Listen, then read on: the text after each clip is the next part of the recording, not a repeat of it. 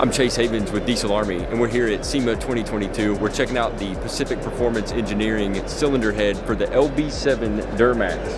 This cylinder head is super unique because it eliminates the need for the injector cups, and that is a pretty big failure point on the LB7. If the injector cup fails, it will start leaking diesel directly into the combustion chamber past the injector.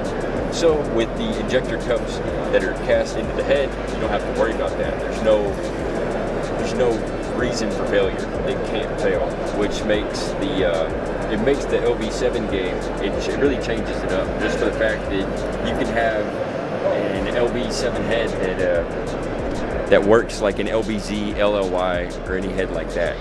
There's no limitation to the LB7 anymore, it's pretty big, especially in the Duramax scene with people that have LB7s. It really does change everything up.